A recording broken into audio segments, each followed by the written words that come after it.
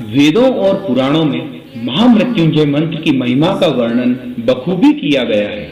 मान्यता है कि इस शक्तिशाली मंत्र का जप करने से व्यक्ति की अकाल मृत्यु से रक्षा होती है।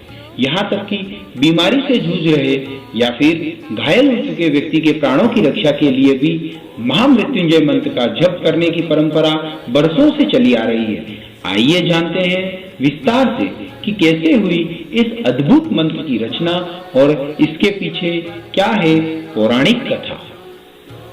शिवजी के अनन्य भक्त मृकंड ऋषि संतानहीन होने के कारण दुखी थे।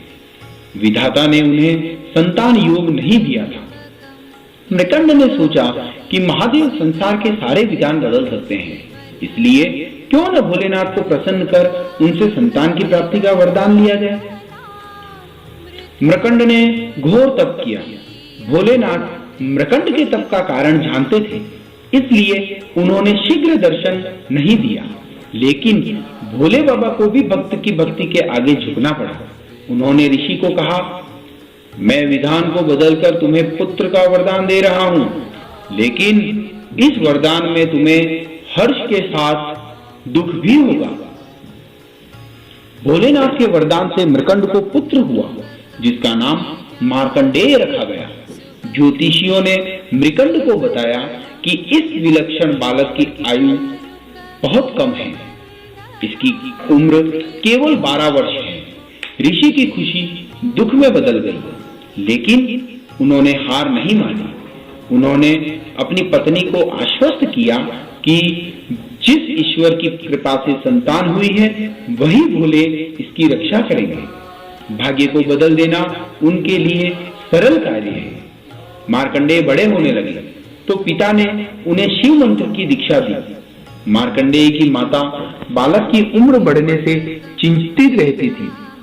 उन्होंने मार्कंडेय को अल्पायु होने की बात बता दी। मार्कंडेय ने निश्चय किया कि माता पिता के सुख के लिए उन्हीं सदाशिव भगवान से दीर्घायु होने का वरदान लेंगे, जिन्होंने जीवन दिया है। मार्कंडेय 12 वर्ष की अवस्था के करीब थे। फिर उन्होंने शिवजी की आराधना के लिए महामृत्युंजय मंत्र की रचना की और शिव मंदिर में बैठकर इसका अखंड जप करने लगे। समय पूरा होने पर यमदूत उन्हें लेने आया। यमदूतों ने देखा कि बालक महाकाल की आराधना कर रहा है, तो उन्होंने थोड़ी देर प्रतीक्षा की। मार्कंडेय ने अखंड जप का संकल्प लिया था। यमदूतों का मार्कंडेय को छूने तक का साहस न हुआ और लौट गए। उन्होंने यमराज को बताया कि वे बालक तक पहुंचने का साहस नहीं कर पाए। यमदूतों के खाली हाथ वापस लौटने पर यमराज ने स्वयं जाकर मार्कंडेय को लाने का फैसला किया।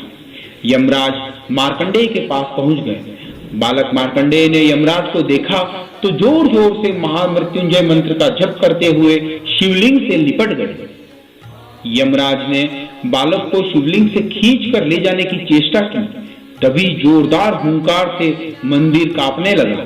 एक प्रचंड प्रकाश से यमराज की आंखें चौंधिया गई। शिवलिंग से स्वयं महाकाल प्रकट हो गए। उन्होंने हाथों में त्रिशूल लेकर यमराज को सावधान किया और पूछा, तुमने मेरी साधना में लीन भक्त को खींचने का साहस कैसे किया?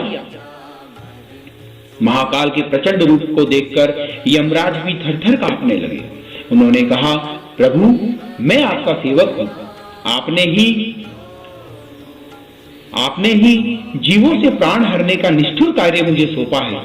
महाकाल का क्रोध कुछ शांत हुआ तो बोले, मैं अपने भक्त की स्तुति से प्रसन्न हूं और मैंने इसे दीर्घायु होने का वरदान दिया है। तुम इसे नहीं ले जा सकते। यम ने कहा, प्रभु, आपकी आज्ञा सर्वोपरि है। अब से मैं आपके भक्त मार्कंडेय द्वारा रचित महामृत्युंजय का पाठ करने वाले को त्रास नहीं दूंगा। महाकाल की कृपा से मार्कंडेय दीर्घायु हो गए। उनके द्वारा रचित महामृत्युंजय मंत्र काल को भी परास्त करता है। ओम नमः शिवाय।